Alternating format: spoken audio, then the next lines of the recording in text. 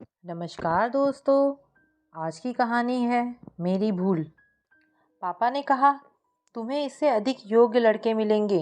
अभी तुमने इस बड़ी दुनिया के एक शहर के लड़के बस देखे जाने हैं।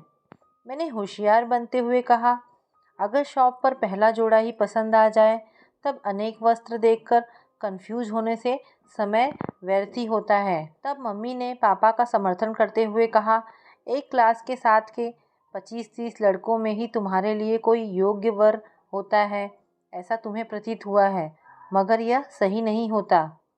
शॉपिंग करने और अपने लिए जीवन भर का साथ चुनने में अंतर होता है। मैं आज उस दिन की बात स्मरण कर रही हूँ। अपनी डिग्री पूरी करने के तुरंत बाद ही मैंने कुणाल से विवाह करने का अपना निर्णय पापा मम्मी से बताया। दोनों इसे मेरे विवाह का समय एवं कुणाल को मेरे लिए योग्य मानने को तैयार नहीं थे। मैंने जिद की और सिर्फ 22 की उम्र में कुणाल, जो मुझसे 1 वर्ष बड़ा था, उसके साथ मेरा विवाह कर दिया गया। विवाह के तुरंत बाद हम यूरोप गए। 15 दिन हमने इंग्लैंड एवं स्विट्जरलैंड घूमा। आरंभ के 2 माह हम मन का खाते पीते, प्रणय प्रेमालाप करते और खूब सोते रहे। यहाँ तक मुझे अपना निर्णय सही लगता रहा। मैंने जॉब के लिए लिखित परीक्षाएं एवं इंटरव्यू देने आरंभ किए। 4 माह के प्रयासों के बाद भी मैं कहीं जॉब पाने में सफल नहीं हो पाई। फिर मुझे पता चला कि मैं गर्भवती हो गई हूँ। मैं इस समय माँ नहीं बनना चाहती थी, मगर अब कोई उपाय नहीं रहा। कुणाल भी यह नहीं चाहता था। मैंने उससे कहा, हमारा बच्चा होने का यह समय ठीक नहीं है। आप प्लानिंग करते तो हम ऐसी स्थिति में नहीं फंसते। कुणाल ने चिढ़ते हुए कहा, अब इसके लिए मुझे ही दोषी बताना ठीक नहीं है। कुणाल के मुख पर जो भाव थे वो मुझे पसंद नहीं आए। यह पहला अवसर था जब मैंने प्रेम में पड़कर देखने से अलग कुणाल को उसके गुणों के आधार पर परखना शुरू किया था। कुणाल में इतनी योग्यता नहीं थी कि वह अपने लिए कोई अच्छा जॉब प्राप्त कर सकता। उसके पास अपने पैसे वाले पिता के बिजनेस में ही लगना एक विकल्प था। उसमें भी वह पूरे मन से काम नहीं कर रहा था। कुणाल के पापा जब तक उसे बिजनेस में अधिक समय देने के लिए कहते सुनाई पड़ते। मुझे कुछ परेशानियां अनुभव हुई। मैं कुणाल के साथ डॉक्टर के पास गई। लक्षण गर्भ में पल रहे शिशु के लिए ठीक नहीं थे। उन्होंने मुझे सावधानी और एक तरह से बेड रेस्ट के लिए कहा। तभी मुझे मेरे प्रेम में आसक्त रहे कुणाल से भिन्न कुणाल देखने मिला था। हम संबंध नहीं रख सकते थे, इसलिए अब कुणाल मेरे साथ बेड पर सोने के स्थान पर टीवी देखते हुए पसरकर सोफे पर ही सो जाया करता। मैंने कहा, जिस तरह की सामग्री तुम टीवी पर देख रहे हो उसका प्रभाव हमारे बच्चे के लिए ठीक नहीं है। कुणाल ने इसका अप्रत्याशित उत्तर दिया, तुम्हें उसकी चिंता है जो अभी पैदा ही नहीं हुआ है। तुम्हें मेरी खुशी की कोई चिंता नहीं। तुम भूल रही हो कि अब मैं तुम्हारे प्रेम में आसक्त तुम्हारे आगे पीछे घूमने वाला बॉयफ्रेंड नहीं, बल्कि अब तुम्हारा पति हूँ। जो पति हो जाता है वह प्रेमी जैसा पिछलग्गू नहीं, बल्कि पत्नी से बड़ा हो जाता है। तुम अपने दायरे में रहो, यह हमारे रिश्ते के लिए ठीक है। मुझे वह करने दो जो मुझे करना प्रिय लगता है। मैं कुणाल की रुखाई एवं बोलने के इस ढंग से क्षुब्ध रह गई। मुझे मम्मी पापा याद आ गए। विवाह के पूर्व का उनका समझाना मुझे स्मरण आया, जिसमें वे कुणाल को मेरे लिए योग्य वर नहीं बता रहे थे। कुणाल टीवी देखने लगा। मैं बिस्तर पर अकेले सिसकते हुए लेटी रही। फिर यह सामान्य दिनचर्या हो गई थी। कुणाल मुझसे ही नहीं, अपने पापा से भी बिजनेस में ध्यान नहीं देने की बात पर उलझ जाया करता। कुल मिलाकर मेरे आसपास जो वातावरण था वो मुझे मेरे गर्भस्थ शिशु के लिए ठीक नहीं लगता। कॉम्प्लिकेशन होने के कारण डॉक्टर की दी गई डेट से 25 दिन पूर्व ही सी सेक्शन के बाद हमारी बेटी जन्मी थी। समय से पूर्व होने के कारण उस पर अधिक ध्यान देने की आवश्यकता थी, मगर बेटा नहीं बेटी होने के कारण कुणाल ही नहीं, मेरी सासू माँ एवं ससुर जी की ओर से भी नवजात शिशु के साथ ही मेरी भी उपेक्षा की जाने लगी। अब मुझे लगने लगा था कुणाल ही नहीं, उसके मम्मी पापा भी मुझसे एवं मेरी बेटी से छुटकारा चाहते हैं। कुणाल की मुझसे उदासीनता को समझकर अब वे भी मुझे तिरस्कृत व्यवहार करने लगते थे। बेटी को देखना सिर्फ मेरा ही काम हुआ करता, साथ ही बहुत से अन्य काम की अपेक्षा भी मुझसे की जाती। तब थक हार के मैंने कहा, इतना सब करने की मुझ में क्षमता नहीं है, बेटी के लिए एक आया रख दीजिए।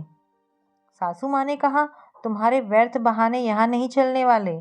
हमारे यहाँ आया के द्वारा नहीं, बच्चे माँ के द्वारा ही पाले जाते हैं। मेरी बेटी के जन्म पर मम्मी पापा ने घर घर में अनुष्ठान रखा था। मैं मायके आई थी। उसमें सगे संबंधियों, मित्र एवं परिचितों सभी को आमंत्रित किया गया। हमारे सब रिश्तेदार आए। कुणाल सहित ससुराल से कोई नहीं आया था। लोगों ने तरह तरह की कानाफूसी की। कुछ लोगों ने सीधे पूछा, समधी दामाद खुश नहीं है क्या? झूठे बहाने करना भी सरल नहीं था। हम क्या कह रहे हैं? लोगों ने इसे सुनने से अधिक हमारे उतरे मुख से मनोभाव पढ़ लिए थे। पापा मम्मी सहित मुझको अपमानित होना पड़ा। सब चले गए।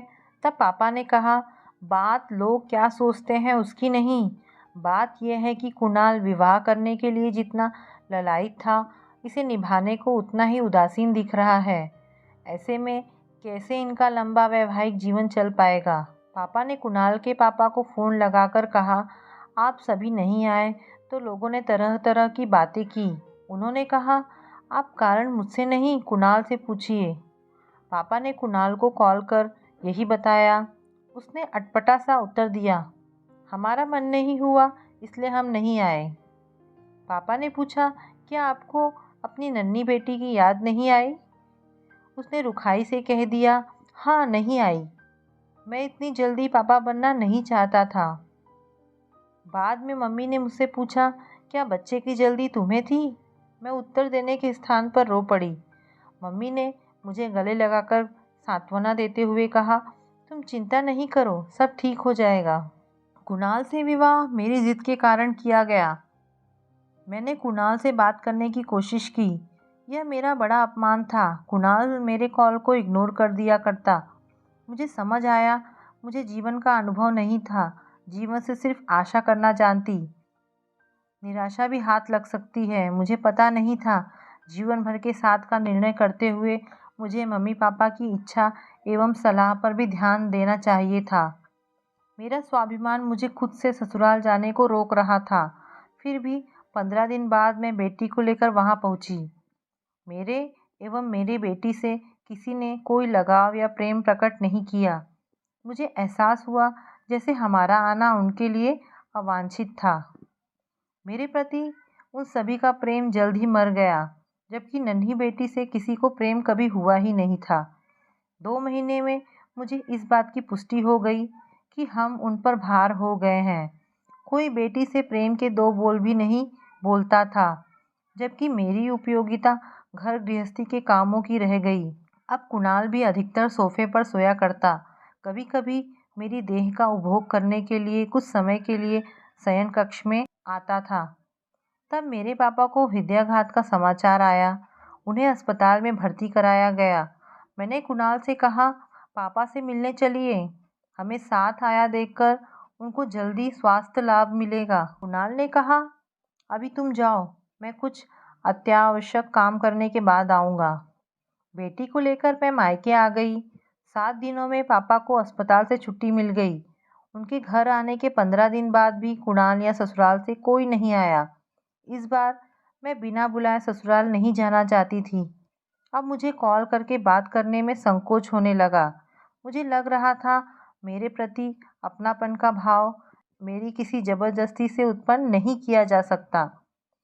यूँ तिरस्कृत रहते 2 माह निकले तो मैंने मम्मी पापा से कुणाल से डिवोर्स लेने की बात कही। पापा कमज़ोर अनुभव कर रहे थे। उन्होंने कुछ नहीं कहा। मम्मी ने सहमति दी। मैं वकील से मिलने अकेले ही गई। वकील ने बताया, आपसी सहमति के बाद भी डिवोर्स को स्वीकृत करने में समय लगता है। कुणाल को नोटिस भिजवाया गया। कुणाल भी सहमत हुआ।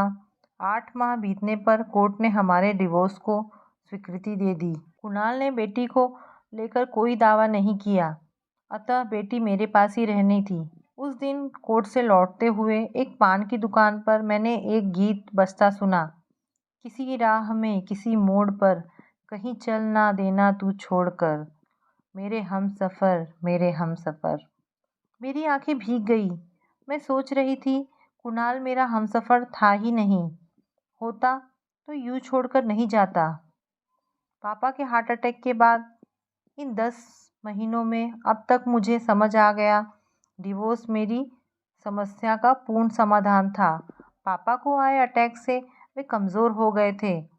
ससुराल से तिरस्कृत हुई मैं बेटी को संबल प्रदान करने में असमर्थ हो गई थी। इन दिनों मैं सोचती, अगर मैं कुणाल से विवाह नहीं करती तो अभी 24 वर्ष की उम्र में मेरा अविवाहित रहना कोई असामान्य बात नहीं होती।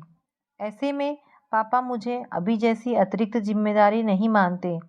निश्चित ही यह पास पड़ोस एवं रिश्तेदारों की मुझे लेकर बातें थी, जिससे मैं पापा को भार जैसी लगने लगी। मैं जॉब की कोशिश करती रही। पढ़ाई के बाद 2 वर्ष बीत जाने पर भी जॉब का कोई अनुभव नहीं होने से मुझे कहीं जॉब नहीं मिल रही थी। टीचर की नौकरी में स्कूल इतना कम वेतन दे रहा था कि स्कूल जाने आने तथा जॉब के लिए आवश्यक वस्त्रादि के बाद अधिक कुछ मेरे हाथ रहते नहीं दिखाई पड़ता। इस पर मेरे स्कूल में रहने के समय मेरी 1 वर्ष की भी नहीं हुई बेटी को कौन देखेगा, यह भी यक्ष प्रश्न हो गया था। तब हमारे रिश्तेदारों में से एक निसंतान दंपति ने मेरी बेटी को गोद लेने का प्रस्ताव किया। मेरे मम्मी पापा यह चाहने लगे कि मैं इसके लिए सहमति दे दूं।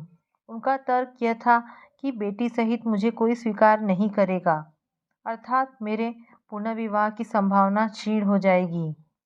कुछ दिन मैंने इस पर विचार किया। मैं अपनी बेटी का नन्हा सा प्यारा सा मुंह देखती और रोती थी। ये एक ऐसी बेटी थी जिसके पापा एवं माँ के होते हुए भी उसे किसी अनाथ जैसे किसी अन्य के घर उनके लालन पालन में बड़ा होना था। परिस्थितियाँ ऐसी हुई, मैं पापा के पुनः हार्ट अटैक का कारण नहीं बनना चाहती थी। मैंने हृदय पर पत्थर रखकर स्वीकार किया। बेटी विधिवत गोद ले ली गई। नन्ही बच्ची को कुछ समझ नहीं आया, यह सब क्या हो रहा है। उसके पिता ने उसे निष्ठुरता से एवं माँ ने लाचारी में उसका परित्याग कर दिया। रोते हुए वह रिश्तेदार के दंपति के साथ गई। उनकी कार में बैठकर उसका रोना बंद हो गया। वह खुश हो गई। बड़ी होकर अगर कभी उसे यह पता चलेगा तो वह हमें और स्वयं को इस बात के लिए कितना धिक्कारेगी, इसका उत्तर भविष्य के गर्त में छुपा है। जहाँ तक मेरी बात थी, मुझ में कोई उमंग नहीं बची थी। जिसे हमसफ़र समझकर मैंने यह देहरी छोड़ी, वह हमसफ़र था ही नहीं। वापस मैं उसी देहरी पर आई।